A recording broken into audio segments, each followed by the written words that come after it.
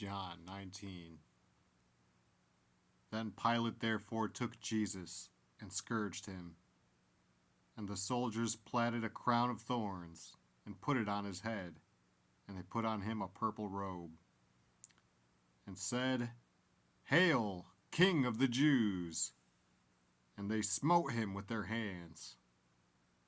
Pilate therefore went forth again, and saith unto them, Behold, I bring him forth to you, that ye may know that I find no fault in him. Then came Jesus forth, wearing the crown of thorns and the purple robe. And Pilate saith unto them, Behold the man! When the chief priests therefore and officers saw him, they cried out, saying, Crucify him! Crucify him! Pilate saith unto them, Take ye him, and crucify him, for I find no fault in him. The Jews answered him, We have a law, and by our law he ought to die, because he made himself the Son of God. When Pilate therefore heard that saying, he was the more afraid, and went again into the judgment hall, and saith unto Jesus, Whence art thou? But Jesus gave him no answer. Then saith Pilate unto him, Speakest thou not unto me? Knowest thou not that I have power to crucify thee, and have power to release thee? Jesus answered, Thou couldst have no power at all against me, except it were given thee from above. Therefore he that delivered me unto thee hath the greater sin. And from thenceforth Pilate sought to release him, but the Jews cried out, saying, If thou let this man go, thou art not Caesar's friend. Whosoever maketh himself a king speaketh against Caesar. When Pilate therefore heard that saying, he brought Jesus forth, and sat down in the judgment seat in a place that is called the Pavement, but in the Hebrew, Gabbatha. And it was the preparation of the Passover, and about the 6th hour.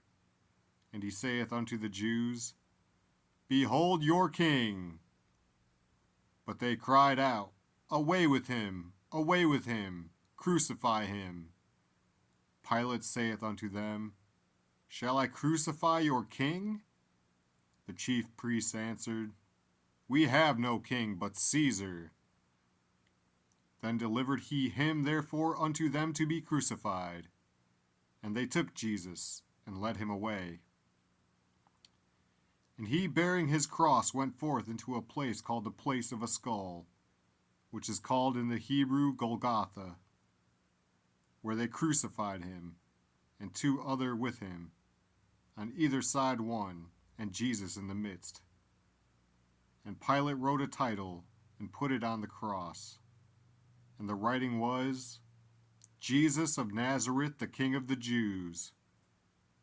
This title then read many of the Jews, for the place where Jesus was crucified was nigh to the city, and it was written in Hebrew, and Greek, and Latin. Then said the chief priests of the Jews to Pilate, Write not the King of the Jews, but that he said, I am King of the Jews. Pilate answered, What I have written, I have written. Then the soldiers, when they had crucified Jesus, took his garments, and made 4 parts, to every soldier a part, and also his coat. Now the coat was without seam, woven from the top throughout. They said therefore among themselves, Let us not rend it, but cast lots for it, whose it shall be, that the scripture might be fulfilled, which saith, They parted my raiment among them, and for my vesture they did cast lots. These things therefore the soldiers did.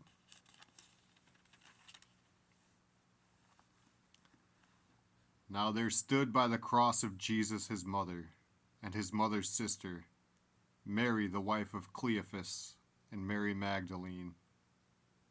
When Jesus therefore saw his mother and the disciple standing by, whom he loved, he saith unto his mother, Woman, behold thy son. Then saith he to the disciple, Behold thy mother. And from that hour that disciple took her unto his own home. After this, Jesus, knowing that all things were now accomplished, that the scripture might be fulfilled, saith, I thirst. Now there was set a vessel full of vinegar, and they filled a sponge with vinegar, and put it on hyssop, and put it to his mouth. When Jesus therefore had received the vinegar, he said, It is finished. And he bowed his head and gave up the ghost. The Jews therefore, because it was the preparation, that the body should not remain upon the cross on the Sabbath day, for that Sabbath day was an high day, besought Pilate that their legs might be broken, and that they might be taken away. Then came the soldiers, and brake the legs of the first, and of the other which was crucified with him. But when they came to Jesus, and saw that he was dead already, they brake not his legs. But one of the soldiers with a spear pierced his side, and forthwith came there out blood and water.